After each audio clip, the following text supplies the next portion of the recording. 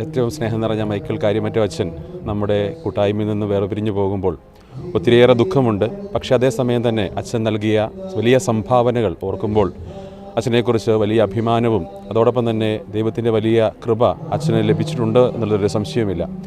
ചെറുപ്പകാലങ്ങളിൽ അച്ഛൻ്റെ ബൈബിൾ ചിത്രകഥാ പുസ്തകങ്ങളൊക്കെ വായിക്കുവാനും ബൈബിളിനെക്കുറിച്ച് നല്ല ധാരണകൾ പുലർത്തുവാനും ഒത്തിരിയേറെ സഹായിച്ചിട്ടുണ്ട്. വൈദികനായ തലശ്ശേരി അതിരൂപതയിൽ ചേർന്നതിന് ശേഷം അച്ഛൻ്റെ വാർദ്ധക്യ കാലഘട്ടത്തിലാണ് അച്ഛനെ കൂടുതൽ അടുത്ത് പരിചയപ്പെടുവാനും ഒക്കെ അവസരം ലഭിച്ചിട്ടുള്ളത്. അച്ഛൻ പ്രീസ്റ്റ് ഹോമിലായിരിക്കുമ്പോൾ പല അവസരങ്ങളിൽ അച്ഛനെ കാണുവാനും അച്ഛനോട് ഒത്തിരിയേറെ സംസാരിക്കുവാനും ദൈവം അവസരം തന്നിട്ടുണ്ട്.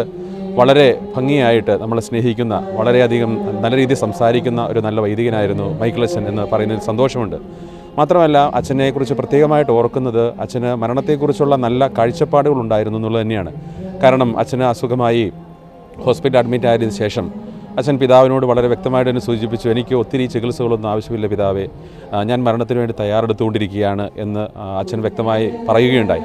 മാത്രമല്ല തുടർന്ന് ഞങ്ങളുടെ അച്ഛന്മാരുടെ വാട്സപ്പ് ഗ്രൂപ്പുകളിലും അച്ഛൻ തൻ്റെ മരണത്തിന് വേണ്ടി ഒരുങ്ങിക്കൊണ്ടിരിക്കുകയാണ്, നിങ്ങളെനിക്ക് വേണ്ടി പ്രാർത്ഥിക്കണം എന്ന് കുറിപ്പുകൾ എഴുതിയിടും എന്നത് വളരെ ശ്രദ്ധയിൽപ്പെട്ടിട്ടുണ്ട്. ഇതെല്ലാം സൂചിപ്പിക്കുന്നത് അച്ഛന് നിത്യ ജീവനിൽ സ്വർഗത്തിൽ വലിയ പ്രത്യാശയുണ്ടായിരുന്നു. അതിനുവേണ്ടി അച്ഛൻ ഏറ്റവും ആത്മാർത്ഥമായി ഒരുങ്ങിയിരുന്നു എന്നുള്ളതും തന്നെയാണ്. അതിനാൽ ഈ അവസരത്തിൽ അച്ഛൻ്റെ ആത്മാവിന് നിത്യശാന്തി നേരുകയും പ്രാർത്ഥിക്കുകയും ചെയ്യുന്നു.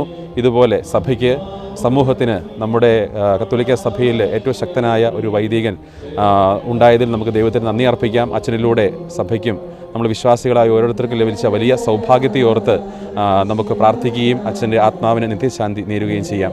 ദൈവം അനുഗ്രഹിക്കട്ടെ.